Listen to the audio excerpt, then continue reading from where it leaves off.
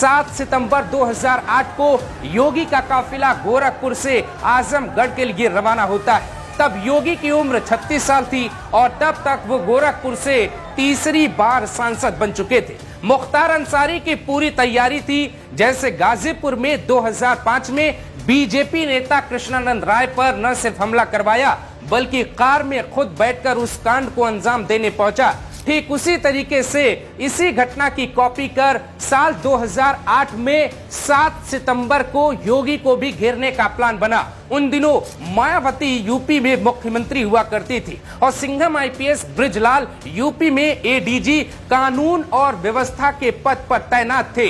दोपहर तकरीबन 1:20 पर योगी के काफिले पे मुख्तार के लोग हमला कर देते।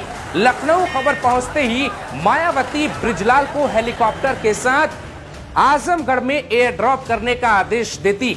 लाल रंग की गाड़ी गोरखपुर से निकलती, पीछे कई गाड़ियों का काफिला। जैसे जैसे जिले बढ़े वैसे वैसे योगी का काफिला बढ़ा। सीएम योगी को पहले मऊ जाना था, लेकिन उस वक्त मऊ विधानसभा सीट से मुख्तार अंसारी विधायक था।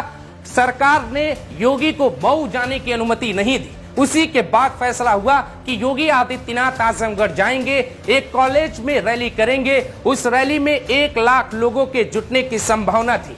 मायावती की सरकार में मुख्तार ने ऐलान किया कि योगी की हम एंट्री आजमगढ़ में नहीं होने देंगे। योगी ने जान की परवाह किए बिना अपना काफिला मऊ की तरफ मोड़ दिया। मऊ दंगों के 3 साल बाद यानी वर्ष 2008 में योगी आदित्यनाथ ने मुख्तार अंसारी को फिर ललकारा था। योगी आदित्यनाथ ने हिंदू युवा वाहिनी के नेतृत्व में ऐलान किया वो आजमगढ़ में आतंकवाद के खिलाफ रैली निकालेंगे। तब तारीख के अनुसार 7 सितंबर 2008 को डीएवी डिग्री कॉलेज के मैदान में रैली का आयोजन किया गया। इसमें मुख्य वक्ता योगी आदित्यनाथ थे। रैली की सुबह गोरखपुर मंदिर से करीब 40 वाहनों का काफिला निकला। उन्हें आजमगढ़ में विरोध की पहले से ही आशंका थी, इसीलिए योगी आदित्यनाथ की टीम पहले से ही तैयार थी। योगी आदित्यनाथ का काफिला जब निकला तो सैकड़ों गाड़ियां पीछे उनके साथ खड़ी हो गई। 100 से ज्यादा मोटरसाइकिलों पे सवार उनके समर्थक योगी योगी के नारे लगा रहे थे। योगी आदित्यनाथ काफिले में 7वें नंबर की लाल एसयूवी में बैठे थे।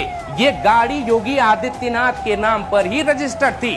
तभी एक पत्थर उनकी गाड़ी पर आकर लगता है। ये पहला पत्थर जब लगा तो रैली में मौजूद लोग घबरा गए। योगी के काफिले पर हमला हो चुका था। हमला पूरी तरह सुनियोजित था। उस वक्त योगी ने ये संकेत दे दिए कि हमला मुख्तार अंसारी ने करवाया। योगी आदित्यनाथ ने हमले के बाद कहा काफिले पे लगातार एक पक्ष से गोलियां चल रही थी, गाड़ियों को तोड़ा जा रहा था, पुलिस मौन बनी रही। योगी आदित्यनाथ ने उसी समय ये कह दिया था कि लड़ाई हम आगे बढ़ाएंगे। जिसने भी गोली मारी है अगर पुलिस कार्रवाई नहीं करेगी तो गोली मारने वालों को उसी की भाषा में जवाब दिया जाएगा। लेकिन ये कहानी यहाँ खत्म नहीं होती। 2008 में हुए अहमदाबाद बम धमाकों से योगी आदित्यनाथ चिंतित हो गए। 26 जुलाई 2008 को अहमदाबाद में 70 मिनट में 21 बम धमाके हुए।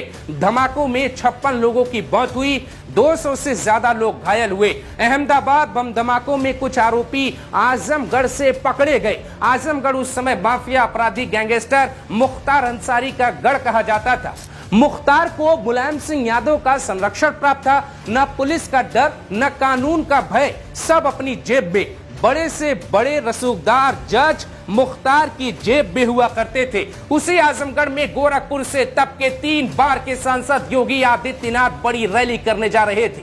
रैली में 1 लाख से ज्यादा लोगों के जुटने की तैयारी हुई। ये वही समय था जब पूर्वांचल में योगी आदित्यनाथ का उदय हो रहा था। मुख्तार के आतंक से आतंकित हिंदू समाज योगी आदित्यनाथ एक मसीहा के रूप में मिल चुके थे। हिंदू समाज की रक्षा के लिए 2002 में योगी आदित्यनाथ ने हिंदू युवा वाहिनी का गठन कर दिया। योगी आदित्यनाथ की ये लोकप्रियता न तो मुख्तार अंसारी को पसंद आ रही थी न ही मुलायम सिंह यादव को। जब योगी 2008 में अपने काफिले के साथ आजमगढ़ की ओर बढ़ रहे थे, उन्हें कहां पता था कुछ पल बाद ही मुख्तार अंसारी के लोग काफिले पर जानलेवा हमला करने वाले।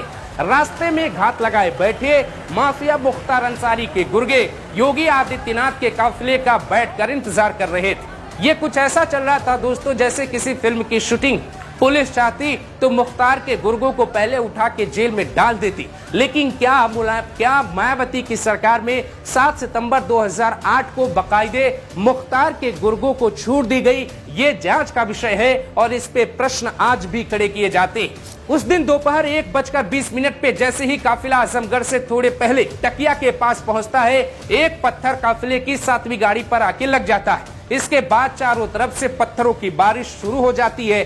चंद पलों में ही पेट्रोल बम से भी योगी की गाड़ी पर हमला कर दिया जाता है। ये एक सिंक्रोनाइज हमला था जिसकी पहले ही अच्छी तरह से योजना बनाई गई। इससे योगी के समर्थक तितर बितर हो गए। काफिला 3 हिस्सों में बट गया। 6 वाहन आगे की तरफ बढ़ गए और 1 वाहन पीछे छूट गया। ये जो एसयूवी आपको दिखाई दे रही है, इसी में योगी आदित्यनाथ बैठे थे। इसके बाद हमलावरों ने वाहनों को घेर कर हमला करना शुरू किया। हर गाड़ी के दरवाजे खोले जा रहे थे।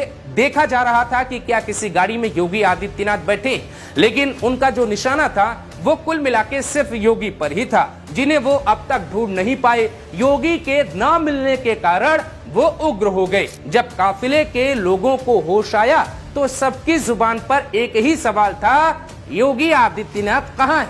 हमले की सूचना मिलते ही पुलिस स्टेशनों से टीमें भेजी गई।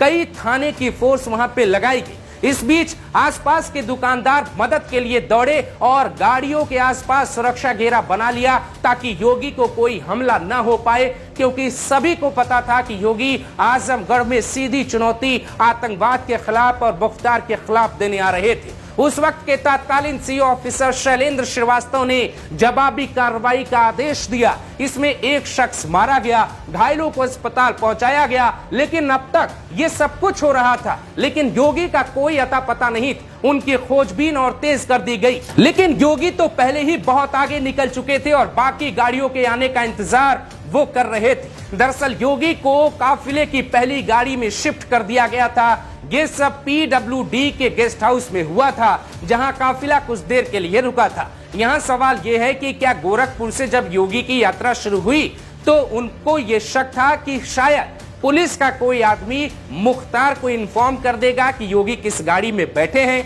आमतौर पे योगी इसी लाल रंग की एसयूवी में बैठते हैं, इसीलिए जो हमला करने के लिए लोग जुटे थे उनका पूरा निशाना इसी गाड़ी पर था। इसीलिए अंतिम समय में यह तय किया गया कि योगी आदित्यनाथ काफिले की पहली गाड़ी में बैठेंगे। आमतौर पे नेता पहली गाड़ी में नहीं बैठते। इसी भ्रम का फायदा उठाकर योगी की जान बचाई गई। इसी एक फैसले से आज हमारे आपके बीच योगी आदित्यनाथ हैं। वो अपना 53वां जन्मदिन मना रहे हैं, अयोध्या में रामलला की पूजा कर रहे हैं। घटना के बाद मुख्तार योगी तक एक संदेश भी पहुंचाता है। ये जन्मदिन का तोहफा था जो पिछले 3 साल से देने की कोशिश की जा रही थी। योगी आदित्यनाथ उस हमले के बाद मुख्तार अंसारी पर और उग्र हो जाते। इसी हमले के 7 महीने पहले योगी को गिरफ्तार कर जेल में डाला गया था। उस वक्त योगी की छवि खराब हो गई, क्योंकि जेल से बाहर आने के बाद संसद में योगी सुरक्षा का हवाला देकर फूट फूट के रोते देखे गए, जिसके बाद उन्हें कायर तक कहा गया। योगी आदित्यनाथ संसद में भावुक होने के बाद कुछ महीनों के लिए मठ में ही रहते हैं। उसके बाद जब वो वापसी करते हैं तो मुख्तार अंसारी, मुलायम सिंह यादव और अतीक अहमद की सीधी चुनौती स्वीकार कर लेते हैं और योगी आदित्यनाथ आजमगढ़ जाने का फैसला करते हैं। योगी मुख्तार के गढ़ में आजमगढ़ के लिए रवाना हुए थे। मुख्तार को अंदाजा भी नहीं था कि योगी के साथ 1 लाख लोग पहुंच जाएंगे। आजमगढ़ मऊ में योगी पर हमले के बाद माहौल इतना खराब हो गया कि शहर की शांति के लिए पुलिस को मार्च करना पड़ा। मायावती ने एडीजी पद पे तैनात सिंघम IPS ब्रजलाल को मार्च के लिए खुद भेजा था। हथियारों के साथ यूपी पुलिस ने मऊ में मार्च निकाला। सरकार मायावती की थी, लेकिन मुलायम सिंह यादव का पूरा आशीर्वाद मुख्तार को उस वक्त भी प्राप्त था। आज योगी 53वां जन्मदिन मना रहे हैं। उनको मारने की लाख कोशिशें की गई, लेकिन सच ये है कि योगी को छू पाना भी मुख्तार के लिए मुश्किल था। उसने कोशिशें भी बहुत की, लेकिन हर बार उसे मुंह की खानी पड़ी। बाद में जब योगी ने कानून से मुख्तार को रास्ते से हटाया तो दुनिया सलाह देने लगी कि योगी ने गलत किया। लेकिन क्या कोई ये कहते सुना गया कि योगी पर हमला करवाना भी बेहद गलत था? राजनीति में कोई माफिया इतना ताकतवर कैसे हो जाता है कि वो किसी नेता पर हमला करवा देता है? 2005 में पहले कृष्णानंद की हत्या मुख्तार ने करवाई और उसके ठीक 3 साल बाद योगी आदित्यनाथ पे जानलेवा हमला करवाया। आप जानकर हैरान होंगे कि योगी आदित्यनाथ के हमले में कौन लोग शामिल थे, इसकी कोई पुख्ता रिपोर्ट यूपी पुलिस तैयार नहीं कर पाई, क्योंकि उस वक्त मायावती की सरकार थी और कुछ सालों बाद 2012 में मुलायम सिंह यादव की सरकार आ जाती है, मुख्यमंत्री बन जाते हैं अखिलेश यादव। मुख्तार अंसारी और अतीक अहमद का ये सिलसिला आगे बढ़ता रहा। 2017 में योगी आदित्यनाथ मुख्यमंत्री बनते हैं। उनके जहन में सबसे ज्यादा याद रहने वाली बातों में ये हमला भी शामिल था। कहा यह तक जाता है कि योगी आदित्यनाथ ने 2008 में ही ये ललकार दिया था कि मुख्तार अंसारी और अतीक अहमद जैसे माफियाओं को उसी दिन मिट्टी में मिलाया जा सकता है जिस दिन योगी मुख्यमंत्री की कुर्सी पर बैठेंगे। इत्तेफाक देखिए कि 17 में योगी आदित्यनाथ मुख्यमंत्री की कुर्सी पर बैठते हैं, उसके 5 साल बाद मुख्तार और अतीक जैसे माफियाओं की कहानी इतिहास में ही पढ़ी जा रही। इस कहानी पर आपकी क्या राय है जरूर दीजिएगा। मुख्तार ने योगी पर हमला क्यों करवाया था ये भी बताइएगा। साथ में ये भी बताइएगा कि अगर उस हमले के दौरान योगी को कुछ हो जाता तो क्या आज उत्तर प्रदेश पूरी तरह से माफियाओं की जकड़ में होता। नमस्कार।